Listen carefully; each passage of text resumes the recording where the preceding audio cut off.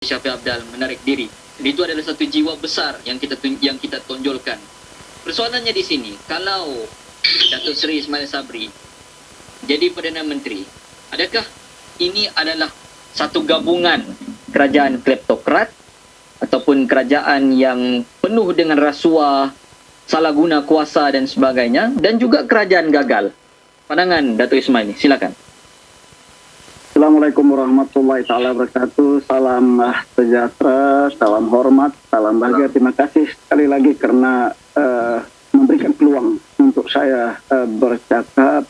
Dan sebenarnya hari ini saya tidak, pada bulannya saya menolak, tetapi terakhir saya berpikir harus akur ataupun berbicara pada hari ini. Jadi sebelum saya menjawab, barangkali perlu kita jelaskan bahwa kedudukan impi-impi Sabah dan Sarawak ialah sebanyak 56 orang dan di Semenanjung pula 164 orang. Jadi walau bagaimanapun kita tidak akan dapat menyaingi keadaan jumlah impi-impi yang ada di Semenanjung. Dan sebelum ini pun kata Menteri Undang-Undang menyatakan bahwa dia akan menambah kursi-kursi parlemen di Semenanjung untuk menyaingi keadaan ini supaya mereka terus berkuasa untuk Malaysia ini. Dan kita lihat pun, kalau kita lihat perkembangan undi yang didapatkan oleh Ismail Sabri hanya 96 undi, dan kemudian Anwar mendapat 105 undi. Jadi bermana Ismail Sabri ketinggalan 9 kursi. Jadi kalau kita lihat pula hanya GPS yang akan menentukan. Tetapi kalau kita lihat kenyataan GPS baru-baru ini bahwa mereka tidak akan menyebelahi mana-mana, terserah kepada Agung. Dan ini kalau kita lihat dari segi sokongan yang banyak ialah Datuk Seri Anwar Ibrahim. Kalau dinilai dari segi itu, dan kemungkinan juga ini menyebabkan yang di Pertuan Agung terpaksa memanggil semua, dan ada beberapa isu yang saya dengar bahwa ada yang 2 kali mengundi memberikan sokongan SD. Jadi ini yang menyebabkan Agung merasa muskil soal apa yang disampaikan kepada Agung. Karena kita melihat Anwar lebih jauh ke depan banding dengan Ismail Sabri.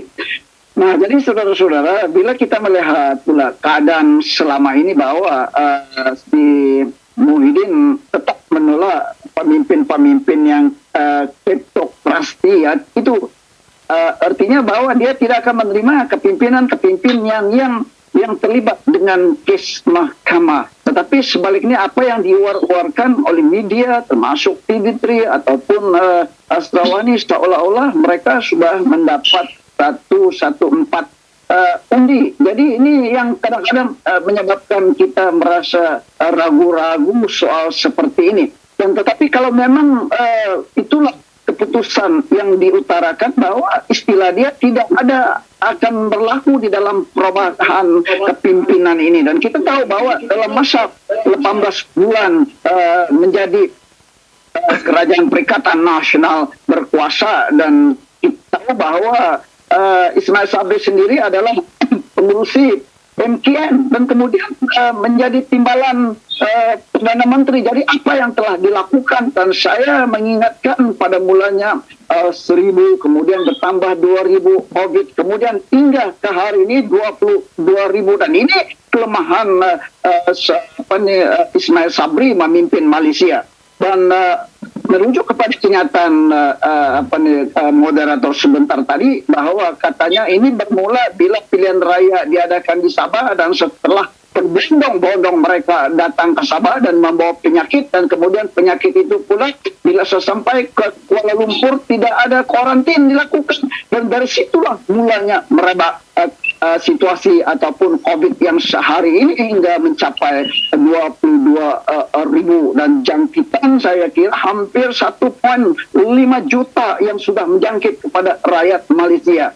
Dan bila kita nilai kepimpinan-kepimpinan yang hanya berubah ialah soal nakuda yang mereka suarakan untuk melarikan daripada kepimpinan Tan Sri Muhyiddin Yassin dan kemudian kembali kepada UMNO. Dan kita tahu bahwa di dalam kepimpinan UMNO kita sudah tahu bahwa sejarah UMNO yang mulanya merusakkan kepimpinan Malaysia ini adalah bermula daripada UMNO kemudian dilanjutkan kepada yang ada sekarang ini. Dan nampaknya bahwa kita akan menghadapi masalah besar bila perubahan seperti ini tidak dapat dilakukan secara pembaruan seperti yang dilakukan oleh Agung itu sendiri. Dan akhirnya kita melihat bahwa mereka-mereka yang ada kes mahkamah ini akan terlepas dari hukuman karena mereka secara tidak langsung adalah pemimpin-pemimpin UMNO. Tidak mungkin seorang Perdana Menteri daripada UMNO akan